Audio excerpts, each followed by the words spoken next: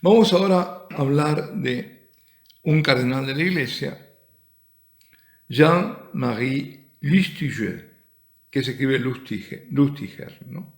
Nacido en París en 1926.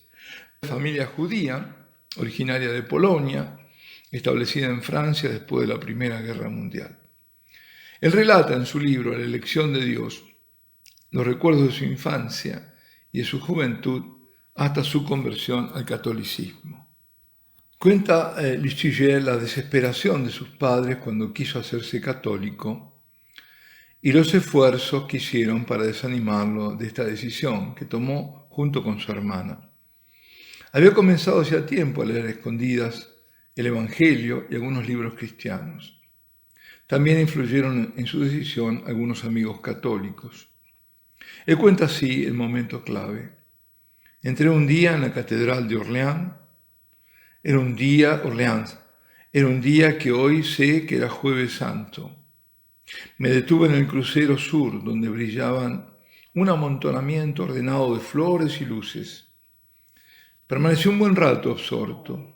Yo ignoraba el significado de lo que veía. No sabía qué fiesta se celebraba ni qué hacía aquella gente allí en silencio. Volví a mi habitación, no dije nada a nadie. Al día siguiente volví a la catedral, quería volver a ver aquel lugar. La iglesia estaba vacía, espiritualmente vacía también. Sufrí la prueba de aquel vacío. No sabía que era Viernes Santo. No hago más que describir la materialidad de las cosas, y en aquel momento fue cuando pensé, quiero que me bauticen. La persona de la casa donde nos hospedábamos me dirigió al obispo de Orleans, Monseñor Courcou. Era un oratoriano muy culto. Me instruyó en la doctrina cristiana mediante clases particulares. Desde el comienzo de nuestros encuentros me aconsejó que pidiera permiso a mis padres. El día que hablé con mis padres fue una escena muy dolorosa, totalmente insoportable. Al final aceptaron. Yo no tenía en absoluto la sensación de traicionar la condición judía, ni de esconderme, ni de abandonar algo, sino por el contrario de haber descubierto el alcance, el significado de lo que había recibido al nacer. Pero a ellos les parecía incomprensible, absurdo. Era lo peor de todo, la peor desgracia que podía haberle sucedido. Para ser exacto, creí en Jesucristo, el Mesías de Israel. Cristalizó en mí algo que llevaba dentro desde hacía años y que no había explicado a nadie. Supe que Jesús es el Mesías, el Hijo de Dios. A su madre la deportaron y murió en el campo de concentración de Auschwitz.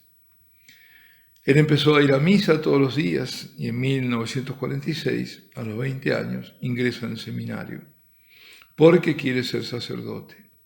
Es ordenado sacerdote en 1954 y durante 15 años se dedica a trabajar como capellán de universitarios. En 1969 es nombrado párroco. En 1979 es nombrado obispo de Orleans. Y dice, el hecho de encontrarme en la Catedral de Orleans, exactamente el mismo lugar en el que por primera vez tuve la intuición del Mesías sufriente, la ofrenda del cuerpo y la sangre derramada, y su presencia en la Eucaristía, aquello daba a mi existencia en Orleans una intensidad extraordinaria. El despacho donde el obispo Monseñor Courcou me había instruido en la doctrina cristiana se convertía en mi despacho. Celebraba la misa en la misma capilla donde me habían bautizado. Me encontraba con sacerdotes y laicos que habían sido mis compañeros de clase y ahora era yo su pastor. Dios me pedía que les diera lo que yo había recibido de ellos. Al año y 3 meses de ser obispo de Orleans, lo nombran arzobispo de París y después cardenal. Lo nombra arzobispo y cardenal Juan Pablo II.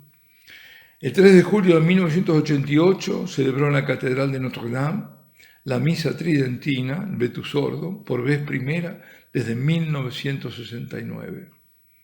En 1995 fue nombrado miembro de la Académie Française.